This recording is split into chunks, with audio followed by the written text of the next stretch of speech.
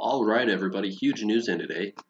Oil is racing up at unforeseen.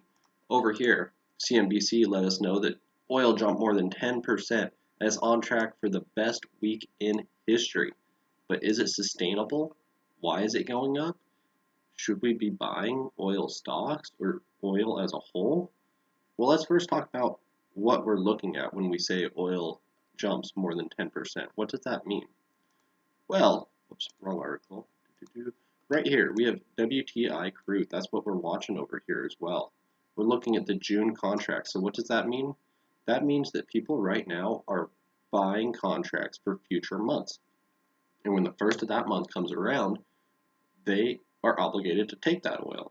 So certain brokerages, not all, Robinhood, for example, will not let you buy it, but will let you buy contracts of oil. But if you own that contract on June 1st, you have to take delivery of that oil. That's why last month at the end of April, nearing, the end of the month, we saw a huge drop in oil. And it's because all of these future traders and options traders had contracts for oil that they had to get rid of because they can't keep oil at their apartment, house, whatever. They don't have a storage facility. But will something like this happen as well?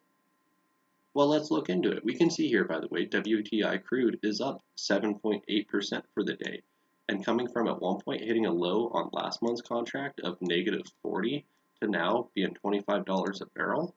That seems like really good news. If we look back here at the 1-year mark as it loads, we'll see that oil historically has been around $60 a barrel, give or take. But we had that oil trade war. If you know anything about it, we have an oil trade war going on right now. It's largely between Saudi and Russia trying to become the world producer of oil. We're kind of sucked into it because we also produce a lot of oil, and it's tanked the value of our oil. Down here, we were seeing June contracts going for 12, 13 bucks a barrel. That's nothing. That doesn't even really meet the cost of production. But why did it go down so much? Well, we only have so much storage in the world for oil, right? If we look over here, we can see MarketWatch put out this article here talking about how much oil we have. Well, we can see U.S. working storage is 653.4 million barrels. April 10th, when this came out, we were using roughly half of that, but that's gone up since then. If you look really at the end of April contracts, we can kind of assume that we were pretty much full. So we have 653 million barrels of oil on hand, give or take. But how much do we use? Well, EIA, the U.S. Energy Information Administration, lets us know that we use a little more than 20 million barrels a day. So if we have 653 barrels, we have a little more than a month's supply. But it changes more than that. Our usage has gone down drastically recently. You can just look in the sky and see that. People aren't driving, companies aren't operating, petroleum products just aren't getting used like they used to.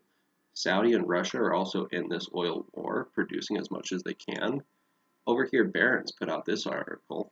This was from May 5th, a couple days ago. Oil prices are surging again. Enjoy while it lasts. We can read here that U.S. oil production has gone down almost 1 million barrels a day. But that's only 5% of our usage.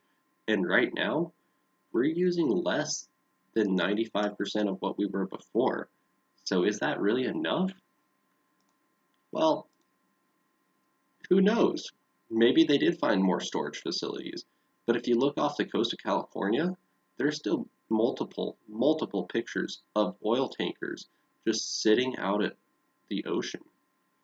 It's not looking good for oil.